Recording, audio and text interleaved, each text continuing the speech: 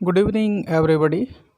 Philosophy physics शुरू करने का मकसद ये है कि छात्रों को बताया जाए कि किस प्रकार क्रमबद्ध तरीके से न केवल पूंजी का वितरण कुछ लोगों के हाथों में हो गया या सीमित कर दिया गया, बल्कि विज्ञान की जो खोजें हुई हैं उनका भी अगर अध्ययन किया जाए तो आप देखेंगे कि प्राचीन काल में धर्म के आधार पर और मध्यकाल में सामंतवाद के आधार पे और आज आधुनिक काल में पूंजीवाद के आधार पे उनकी उपलब्धियों से जो भी फ़ायदा कमाया गया वो कुछ लोगों की जेबों में ही सिमट गया। तो आज फ़िलॉसफ़ी फ़िज़िक्स के माध्यम से मैं बच्चों को ये बताना चाहूँगा, जो स्टूडेंट्स हैं, कि किस प्रकार जो है विज्ञान की जो उपलब्धियां हैं उनका उपयोग कुछ लोग जो है अपनी जेबों को भरने के लिए कर रहे हैं। अब उदाहरण के लिए आप एडिसन और टेस्ला की बात कर लें। एडिसन रहे होंगे कभी वैज्ञानिक, मैं नहीं मानता, मैं उन्हें एक व्यापारी मानता हूँ। उन्होंने दूसरों की खोजों का पेटेंट अपने नाम कराया या लालच देके बहुत सारे वैज्ञानिकों को अपने कंपनियों में काम दिया और उनके पेटेंटों के सहारे जो है उन्होंने अथाह पैसा कमाया और ऐसे बहुत सारे उभरते हुए वैज्ञानिकों की मेधा को मार डाला। तो चलिए आगे बढ़ते हैं और हम आज चर्चा करेंगे चार्ज के बारे में, और ये चर्चा चलेगी प्राचीन काल से लेके आधुनिक काल तक, और हम देखेंगे कि चार्ज की जो खोजें हुई या उससे संबंधित जो भी डिवाइसेस डेवलप हुई बाद के दिनों में, उसका उपयोग किस प्रकार जो है कुछ लोगों ने अपनी जेबें भरने में और तिजोरियां भरने में लगा दी। आम लोगों तक जो फ़ायदा पहुंचना चाहिए था इन खोजों का, या जिन वैज्ञानिकों ने जिस उद्देश्य से ये खोजें की थी या इन डिवाइसेस की जो खोजें की थी, उसका फ़ायदा आम लोगों तक पहुंचा नहीं। उन्हें भारी कीमत चुका के इन डिवाइसेस को ख़रीदना पड़ा और आज भी ये तरीका जारी है जो आप और हम सब रोज़ देख रहे हैं। बहरहाल इस चैनल के माध्यम से हम विभिन्न खोजों एवं सिद्धांतों को क्रमबद्ध तरीके से हम देखेंगे कि उनका मानव जीवन पर पड़ने वाला जो historical, socio economical, political effect है वो क्या क्या है, और हम इस निष्कर्ष पर पहुंचने का प्रयत्न करेंगे कि क्या अप्लाइड साइंस के नाम पर जो इथिक्स की दुहाई दी जाती है, क्या वास्तव में उसका प्रयोग आम जन के उत्थान के लिए हो रहा है या बस कुछ लोगों के लिए। भारत के रेस्पेक्ट में मैं नाम नहीं लेना चाहूँगा, बल्कि आप लोग तो जानते ही होंगे इस आपदा के दौर में कौन से लोग हैं जो विश्व के 6ठे नंबर के अमीरों में तब्दील हो गए, और वो कौन से लोग थे जो कल तक खाने पीने की व्यवस्था तो कर लेते थे लेकिन आज खाने पीने को भी मुहाल है। तो चलिए बढ़ते हैं आगे और स्टडी करते हैं डेवलपमेंट ऑफ चार्ज के बारे में और उससे रिलेटेड जो भी डिवाइसेस डेवलप्ड हुई बाद के दिनों में। कहते हैं कि जब मनुष्य प्रकृति के रहस्य को नहीं समझ पाया तो उसने अपनी कल्पनाओं का सहारा लिया और पौराणिक कहानियाँ रची। ऐसा केवल भारत में ही नहीं हुआ बल्कि विश्व की सभी सभ्यताओं में हुआ है, चाहे वो मिस्र में चले जाइए, नॉर्डिक सभ्यताओं में चले जाइए, या फिर आप आगे जो है मेसोपोटामी की सभ्यता में चले जाइए, है ना। तो वहाँ आपको तमाम पौराणिक कहानियाँ मिलेंगी, जो तमाम ऐसी वैज्ञानिक खोजें जो होनी चाहिए थी, जो ऐसे जो नेचुरल फिनोमेना जो अकर करते थे हमारे यूनिवर्स में, इनका जवाब विज्ञान देता। क्योंकि उस समय लोग सक्षम नहीं थे तो उन्होंने पौराणिक कहानियों के माध्यम से उनका जवाब देने की कोशिश की। तो अब जब मानव हाल ही में जंगलों से निकलकर सभ्य जीवन की तरफ बढ़ रहा था तो चमकने वाले बादलों से वो बहुत डरता था। उसे नहीं मालूम था कि आखिर क्या वजह है जिसकी वजह से बादल चमक रहा है, आसमान चमक रहा है। तो उसने कल्पना की एक नॉर्डिक देवता की, आप उस देवता को भलीभांति जानते हैं, क्योंकि अभी हाल ही में एवेंजर्स मूवी आई थी और आपने देखा था थार और उसका हथौड़ा। उसके हथौड़े का करिश्मा यही था कि जब भी थार चाहता था तो आसमान में बादल कड़का देता था। तो नॉर्डिक देवता की कल्पना की गई और वो था थार और उसका हथौड़ा। भारत में भी ऐसे एक देवता की कल्पना थी, है ना। वो कौन था? इंद्र। इंद्र का वज्र जब भी वो चलता था तो आसमान में बादल चमकता था। तो ये पौराणिक एक्सप्लेनेशन थी चार्जेस के बारे में। ये आसमान में बादल चमक रहा था, उसका कारण क्या है। चार्ज के बारे में तब तक लोग खास जानते तो नहीं थे। फिर चलिए हम आगे बढ़ते हैं और ग्रीस की तरफ चलते हैं। हाँ, एक चीज़ और मैं ये कहना चाहूँगा, मनुष्य बिजली चमकने के ऐसे कारणों के का वैसे ठीक ठाक संतुष्ट तो था नहीं इस तरीके से। जैसा कि एक्सप्लेनेशन दिया गया कि थार के हथौड़े की वजह से चमक रहा है या इंद्र के वज्र की वजह से चमक रहा है। तो मनुष्य जो है ना वो बहुत प्रगतिशील दिमाग का होता है। तो इस तरह के जवाब से वो ठीक वैसे ही नहीं संतुष्ट हुआ जैसे आज जो हमारी वित्त मंत्री हैं जीडीपी गिरने का कारण एक्ट ऑफ गॉड बताती हैं, ठीक उसी तरह उस समय का भी आदमी संतुष्ट नहीं हुआ। तो आगे चलते हैं, ग्रीस की तरफ चलते हैं। ग्रीस के एक विद्वान थे थेल्स ऑफ मिलेटस। उस ज़माने में बहुत सारे लोगों का एक ही नाम हुआ करता था, तो उसके साथ जो है उनकी जगहों का भी नाम जोड़ दिया जाता। तो ये मिलेटस के थेल्स थे जिन्होंने पहली बार ऑब्ज़र्व किया कि एम्बर एक तरह का रेजीन होता है। जब ठोस हो जाता है तो बड़ा प्यारा कलर उसका होता है, पीला नहीं कह सकते हैं, आप उसको कह लें पीले और गोल्डन कलर के बीच में। और इसका उपयोग जो है आभूषण बनाने के लिए किया जाता था। उस ज़माने में औरतें जो है आज भी एम्बर के आभूषण पहनती थी। लेकिन थेल्स ने ये ऑब्ज़र्व किया कि ये एम्बर जब कपड़ों के साथ फ्रिक्शन करता है या कपड़ों से रगड़ खाता है तो उसमें एक अजीब सी प्रवृत्ति उत्पन्न हो जाती है। वो क्या करता है, या तो बाल को चिपकना शुरू कर देता है या खुद कपड़े के रेशों को चिपकना शुरू कर देता है।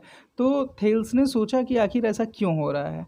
इससे पहले थेल्स जो है चुंबक पे काम कर रहे थे और उनका ये मानना था चुंबक जो है लोहे को इसलिए आकर्षित करता है क्योंकि चुंबक में जान होती है। तो ठीक ऐसा ही एक्सप्लेनेशन यहाँ भी इन्होंने दिया कि ये भी चुंबक की ही तरह की एक प्रवृत्ति है जिसमें एम्बर जिसे ग्रीक भाषा में इलेक्ट्रॉन कहते हैं, याद रखिएगा इस चीज़ को। तो इलेक्ट्रॉन जो जिसे एम्बर कहा जाता था ग्रीस में, उसमें भी जीवन था जो बाकी लोहे जैसी चीज़ों को या मतलब चार्जेस को या एम्बर जो है वो रेसों को आकर्षित करता था या बाल को आकर्षित कर लेता था। ऐसा एक्सप्लेनेशन उन्होंने दिया। फिर हम आगे की तरफ बढ़ते हैं और चले आते हैं सीधे 16वीं शताब्दी में और मिलते हैं श्री गिलबर्ट से। तो गिलबर्ट ने देखा कि एम्बर जो है ना वो हल्की चीज़ों को अपनी तरफ आकर्षित कर रहा था। हालांकि गिलबर्ट मैग्नेटिज्म पे काम कर रहे थे और डे मैग्नेटिज्म उनकी एक किताब भी उसमें प्रकाशित हुई थी। तो गिलबर्ट ने फ्लूइड थ्योरी का उत्पादन किया कि सभी पदार्थों में जो होता है वो फ्लूइड होता है ना। और ये जो फ्लूइड होता है वही इस तरह की प्रवृत्ति को उत्पन्न कर रहा है वस्तुओं में। तो गिलबर्ट ने ये बताया कि सारे पदार्थों को दो कैटेगरी में हम डिवाइड कर सकते हैं। एक जिनमें ये जो इलेक्ट्रिक फ्लूइड है वो मौजूद होता है और दूसरा जिसमें मौजूद नहीं होता है। ऐसे दो कैटेगरी में गिलबर्ट ने इसको बांटा था। और गिलबर्ट का ये मानना था कि जैसे मैग्नेट जो है, मैग्नेट चीज़ों को अट्रैक्ट भी करता है, लाइक पोल्स को रिपेल करता है और अनलाइक पोल्स को अट्रैक्ट करता है। उसके अनलाइक जो है इलेक्ट्रॉन्स होते हैं या जो चार्जेस थे, यानी या ये कहे ये जो फ्लूइड्स थे, उनमें केवल एक ही प्रवृत्ति थी कि वो केवल अट्रैक्ट कर सकते थे, जो कि गलत था। बाद के दिनों में इसको गलत सिद्ध किया गया। अब हम 17वीं सेंचुरी में चलते हैं और बात करते हैं ऑटो वॉन गुएरिक की। तो ऑटो वॉन गुएरिक ने सबसे पहले एक चार्ज जनरेटर बनाया था, यानी इन्होंने एक ऐसा जनरेटर बनाया था जो चार्ज प्रोड्यूस कर सकता था, है ना। और साथ ही साथ इन्होंने भी फ्लूइड सिद्धांत को माना, लेकिन इन्होंने ये प्रूफ किया कि चार्ज जो है या ये फ्लूइड ना केवल अट्रैक्ट करते हैं बल्कि रिपेल भी कर सकते हैं। ये इनकी सबसे बड़ी उपलब्धि थी। फिर हम चलते हैं 18वीं शताब्दी की तरफ और चले आते हैं कहाँ चार्ल्स फ्रांकोइस डुफे की तरफ, जो एक फ्रेंच साइंटिस्ट थे। इन्होंने पहली बार सिद्ध किया कि चार्ज जो है वो प्रूव किया था इन्होंने प्रैक्टिकली कि ना केवल अट्रैक्ट कर सकता है बल्कि रिपल भी कर सकता है। तो इन्होंने ये चीज़ पहली बार जो है प्रूव करके दिखाई थी। उनके अनुसार दो तरह के फ्लूइड होते हैं, एक विट्रियस वो वाले जो ग्लास में पाया जाता है, यानी जो पॉजिटिव चार्ज जिनमें डेवलप होता है, जेम्स में यानी जैसे आपका विभिन्न प्रकार के जवाहरात होते हैं उनमें, बाल में, ऊन में। तो जो पॉजिटिव चार्ज आज के ज़माने में जिनमें पॉजिटिव चार्ज उत्पन्न होता था उनको कहा इन्होंने वो कौन से वाले विट्रियस से बड़े परिपूर्ण होंगे, विट्रियस से। और उन्होंने कहा कि कुछ रेजिनियस जो है फ्लूइड होते हैं, है ना, जिसको आज के ज़माने में हम कहते हैं कि निगेटिव चार्ज, है ना। इस फ्लूइड में कौन से चार्ज मौजूद होंगे, निगेटिव चार्ज, यानी जैसे एबोनाइट रॉड हो गया, यानी लाख जिसको आप कहते हैं, रेजिन से बना होता है, या एम्बर हो गया, कागज़ के टुकड़े हो गए, है ना। तो ये चीज़ें इन्होंने बताई। उसके बाद फिर हम आगे की तरफ चलते हैं। इन्होंने ये भी बताया कि विट्रियस ऑब्जेक्ट्स जो हैं, यानी जैसे ग्लास है तो ग्लास को रिपेल करेगा, विट्रियस ऑब्जेक्ट विट्रियस को रिपेल करेंगे, रेजिनियस को डिस्ट्रैक्ट रिपेल करेंगे, लेकिन विट्रियस रेजिनियस को अट्रैक्ट करेगा या रेजिनियस विट्रियस को अट्रैक्ट करेगा। इतनी चीज़ों का कॉन्क्लूज़न इन्होंने दिया। अब आते हैं हम अपने हीरो की तरफ, यानी 18वीं सेंचुरी के उस महानतम वैज्ञानिक, ना केवल वैज्ञानिक बल्कि राजनीतिज्ञ, साथ ही साथ क्रांतिकारी, और एक ऐसा व्यक्ति जिसने यूनाइटेड स्टेट के फेडरल सिस्टम को जन्म दिया, वहाँ की इकोनॉमी में भी पार्टिसिपेट किया। आज भी वहाँ $100 के बिल पे इनका फ़ोटो छपा होता है। क्या आप बता सकते हैं उनका नाम? तो वो थे बेंजामिन फ्रैंकलिन। ठीक है, तो बेंजामिन फ्रैंकलिन का वो फेमस एक्सपेरिमेंट तो आपको पता ही होगा, वो पतंग वाला, है ना, जिसमें इन्होंने अपने जान जोखिम में डाल के एक धातु की तार का जो है धागा बनाया और आसमान से चार्जेस को इकट्ठा किया था, और ये एक्सपेरिमेंट काफ़ी फेमस हुआ था। तो फ्रैंकलिन साहब का जो एक्सपेरिमेंट था हम उस पर भी बात कर लेते हैं। आगे की तरफ चलते हैं तो पाते हैं कि देखते हैं फ्रैंकलिन ही थे जिन्होंने सबसे पहले पॉजिटिव चार्ज और नेगेटिव चार्ज का कंसेप्ट डेवलप किया था। उन्होंने बताया था एक्चुअली दो फ्लूइड नहीं होते हैं, एक ही फ्लूइड होता है ना, जिसमें फ्लूइड, जिन ऑब्जेक्ट्स में फ्लूइड ज़्यादा होता है उसमें पॉजिटिव चार्ज डेवलप होता है, और जिनमें फ्लूइड कम होता है उसमें नेगेटिव चार्ज डेवलप होता है। सबसे पहले उन्होंने ये बताया था। और साथ ही उन्होंने ये भी बताया कि इलेक्ट्रिक फोर्स जो है दो वस्तुओं के बीच जो है दूरी से भी लगता है, ऐसा ज़रूरी नहीं। इससे पहले ये माना जाता था कि अगर इलेक्ट्रिक फोर्स दो चार्जेस के बीच डेवलप करना है तो उन्हें कांटेक्ट में लाना ही पड़ेगा। तो इस मिथ को इन्होंने तोड़ा, एक्सपेरिमेंट करके दिखाया कि अगर उनके बीच दूरी भी है तो भी आपको इलेक्ट्रिक फोर्स देखने को मिलेगा। 18वीं सेंचुरी में कुलम साहब आते हैं और अपना फेमस थ्योरी देते हैं कि the force acting between two charges Q1 and Q2 is inversely proportional to square of the distance.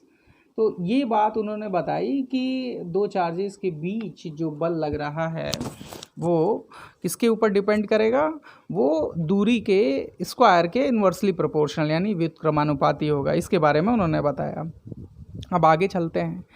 यहाँ तक तो देखिए जो भी खोजें हुई वो एक्चुअली चार से रिलेटेड जो खोजें हुई वो बहुत बेसिक खोजें हुई थी, लेकिन जैसे ही हम 20वीं शताब्दी में प्रवेश करेंगे यहाँ से पूरा सिनेरियो ही चेंज हो जाता है ना। अभी तक जो चार्ज की पर खोजें हुई थी उसका आम जिंदगी में, मानव जीवन के आम जिंदगी में कोई ख़ास जो है एप्लीकेशन नहीं था, इसलिए लोगों का भी कोई ख़ास इस पर ध्यान नहीं था। और वैसे भी 19वीं शताब्दी तक तो विज्ञान में जो खोजें हुआ करती थी, आप देखेंगे चाहे वो गॉस हो या फिर प्रेस्ली हो या हेनरी कैवेंडिश हो, ऐसे साइंटिस्ट जो हैं इनको आप देखोगे तो ये या तो कहीं के अर्ल थे या ड्यूक थे, काउंट थे, राजकुमार थे, राजा थे, मतलब विज्ञान पूरी तरह से एलीट क्लास का फैशन था, है ना, आम लोगों की पहुंच से बाहर था। और वैसे भी तब तक चार्ज से रिलेटेड कोई भी एप्लीकेशन डेवलप नहीं हो पाया था जिसका उपयोग आम जिंदगी में लोगों के हो सके, इसलिए धन पशुओं, जिनको आप पूंजीपति कहते हैं, उनका भी ध्यान इसकी तरफ अभी आकर्षित नहीं हुआ था। तो चलिए आगे बात को बढ़ाते हैं और देखते हैं फिर क्या होता है। अब आती है बारी 20वीं शताब्दी की, और अब इस दौर में चार्ज ना केवल एक शक्ति का बहुत बड़ा स्रोत बनने वाला था, बल्कि जनमानस को ये भी दिखाने वाला था कि कैसे विज्ञान व्यापार में तब्दील होता जाएगा। और हुआ। ये आपको अगली कड़ी में मैं बड़े ही अच्छे ढंग से और बड़े ही इंटरेस्टिंग तरीके से समझाऊंगा कि किस प्रकार से विज्ञान का व्यापारीकरण हुआ और इससे मिलने वाला लाभ जो था वो आम लोगों तक पहुंचने की बजाय पूंजीपतियों तक ही सीमित रह गया। तो अगले भाग में हम चर्चा करेंगे थॉमसन के एक्सपेरिमेंट के बारे में। थॉमसन साहब को जानते ही होंगे, इलेक्ट्रॉन की खोज की इन्होंने। फैराडे के उस महानतम एक्सपेरिमेंट को, जिसे 20वीं शताब्दी के तक के सबसे महान एक्सपेरिमेंट्स के रूप में जाना जाता है। एडिसन और टेस्ला के उस वर्ल्ड फेमस कॉन्फ्लिक्ट के बारे में भी जानने की कोशिश करेंगे या जानेंगे ही, जिसने विज्ञान में इथिक्स की नींव रखी। तो अगला जो वीडियो होगा वो काफ़ी इंटरेस्टिंग होगा, उसमें हम लोग डिस्कस करेंगे इन सारी चीज़ों के बारे में। बहरहाल मुझे नहीं लगता है कि विज्ञान में इथिक्स का पालन हो रहा है। आपको क्या लगता है, हो रहा है? अगर हो रहा होता तो इस दौर में, इस महामारी के दौर में, क्या हम इस महामारी को झेल रहे होते हैं? शायद नहीं।